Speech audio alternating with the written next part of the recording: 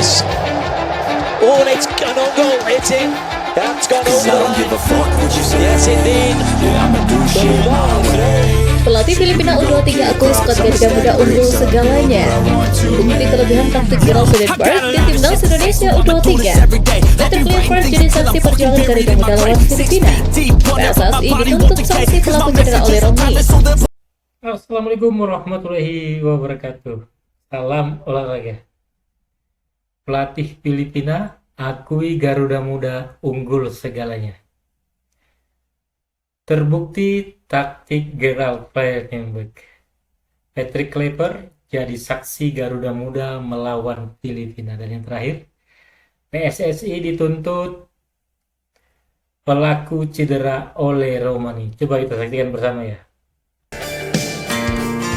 Laga penuh drama tersaji antara timnas Indonesia U23 kontra Filipina di matchday kedua penyisihan grup A Piala AFF U23 2025. Sebagaimana diketahui, skuad Garuda Muda datang pada laga kali ini dengan penuh motivasi usai melumat Brunei Darussalam dengan skor 8-0 di laga perdana.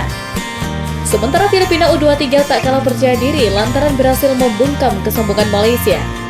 Dengan menurunkan sedikit rotasi, Gerald Vandenberg menginstruksikan anak asuhnya menyerang sejak menit pertama. Namun, pertahanan Filipina begitu rapat, sama seperti saat menghadapi Malaysia. Kendati begitu, Arkan Fikri dan kawan-kawan tidak menyerah untuk mencetak gol.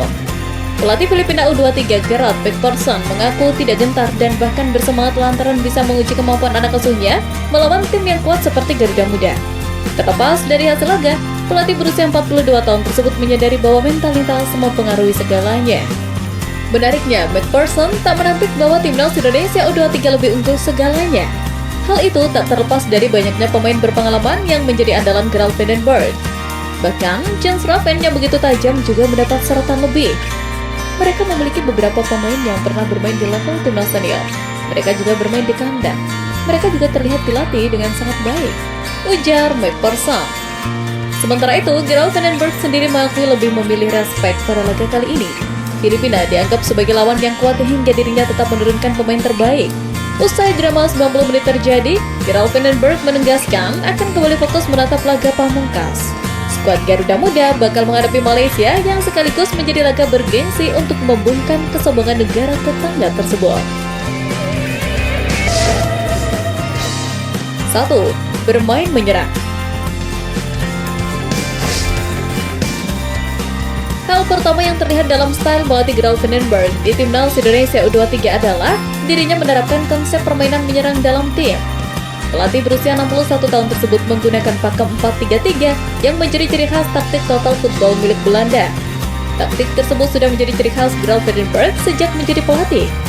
Bahkan, kini skuad Garuda Muda mulai mencerna dengan baik.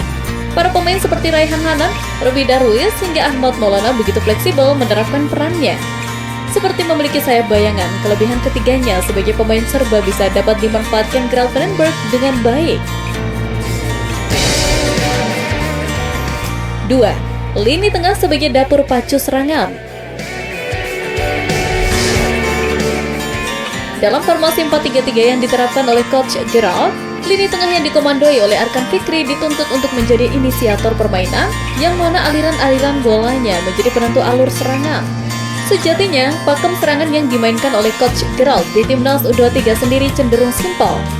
Setelah lini tengah berhasil menguasai jalannya permainan, maka bola-bola yang didapatkan itu didistribusikan melalui sayap atau langsung menuju belakang garis pertahanan lawan.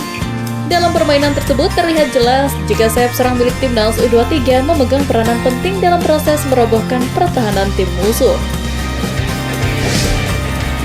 3. Bermain simpel dan efektif. Gerald Vandenberg terlihat menuntut anak asuhnya untuk bermain simpel dan tak terlalu banyak membawa bola. Hampir di sepanjang permainan berjalan, distribusi bola di lapangan hanya berkutat dalam 1-2 sentuhan saja. Sangat jarang para pemain Indonesia U23 yang berlama-lama dalam menggoreng bola di pertandingan tersebut. Bahkan, jika kita mendengarkan apa yang dikatakan oleh komentator pertandingan, Coach Gerald dan para staf kepelatihannya akan langsung berteriak ketika ada pemain Indonesia yang lama-lama mengolah bola. Hasilnya pun cukup positif. Selain distribusi bola menjadi semakin cepat, gaya bermain 1-2 sentuhan juga membuat lini pertahanan lawan kewalahan. Usai menghadiri drawing round 4 kualifikasi Piala Dunia 2026, Patrick Kluivert turut hadir langsung menyaksikan perjuangan timnas Indonesia U23 di Piala AFF U23 2025. Seperti yang diketahui, drawing round 4 berlangsung di Kuala Lumpur, Malaysia. Dengan hasil yang sudah diketahui, Patrick Kluivert memilih untuk tidak memusingkan lawan. Pelatih asal Belanda tersebut lantas ke Indonesia untuk menyusun rencana jelang round 4. Namun, di balik itu, Patrick Kluivert menegaskan senang bisa kembali ke Indonesia dan melihat aksi para pemain muda. Terlebih, timnas U23 tengah berjuang menghadapi Filipina di matchday kedua penyisihan grup A. Patrick Kluivert terlihat menikmati pertandingan, namun tidak ingin berekspektasi lebih. Sebab ini jadi kesempatan untuk semua pemain membuktikan diri di lapangan. Setelah Piala AFF U23 2025, pemain-pemain muda akan terus dipantau, termasuk sejauh mana mereka mendapatkan menit bermain di klub. Patrick Kluivert menjadikan aksi Garuda Muda sebagai pertimbangan sebelum pemanggilan ke timnas selanjutnya.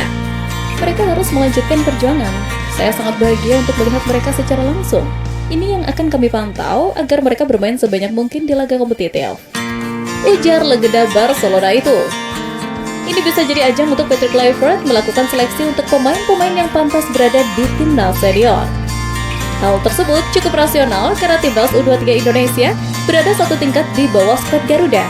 Terlebih, satu posisi yakni striker tengah menjadi perhatian khusus usai Ole Romney mengalami cedera. Polemik cedera Ole Romney terus menjadi perbincangan hangat bagi pecinta sepak bola tanah air. Bagaimana tidak? Insiden tackle keras yang dilakukan Paulinho terhadap Ole Romney dalam pertandingan Piala Presiden antara Oxford United melawan Arema FC kini berbuat dampak serius bagi timnas Indonesia. Akibat cedera yang dideritanya, Ole Romney dipastikan akan absen membela Garuda di beberapa pertandingan penting mendatang. Manajer timnas Indonesia Sumarji bahkan menyebut Ole Romney kemungkinan besar akan absen dari pertandingan uji coba bulan September melawan Lebanon dan Kuwait. Meski pesimis dengan ketersediaan Ole Romney untuk FIFA Matchday September, Sumarji masih menyimpan harapan bahwa pemain naturalisasi tersebut dapat pulih tepat waktu untuk tampil dalam kualifikasi Piala Dunia Round 4 yang berlangsung pada Oktober mendatang. Namun, terlepas dari kekhawatiran tersebut, tuntutan sanksi kepada Paulinho terus berdatangan. Pemain Arema FC tersebut bahkan sampai menutup kolom komentar Instagramnya akibat serangan-serangan yang dilayangkan oleh netizen tanah air. Berkaca dari kerugian besar yang dialami timnas Indonesia, PSSI diharapkan merancang aturan agar pemain Liga Indonesia tidak bermain barbar. Tak bisa dipungkiri, gaya permainan Liga Indonesia terkenal cukup keras bahkan menjurus kasar. Kualitas wasit juga sampai saat ini masih menjadi perdebatan. Fakta tersebut menimbulkan kekhawatiran tersendiri bagi pemain berlabel timnas Indonesia. Terlebih, saat ini banyak pemain keturunan yang berkarir di tanah air. Sebut saja seperti Rafael Struijk dan Jordi Amat yang akan merasakan langsung betapa barbarnya Liga Plus 62 ini.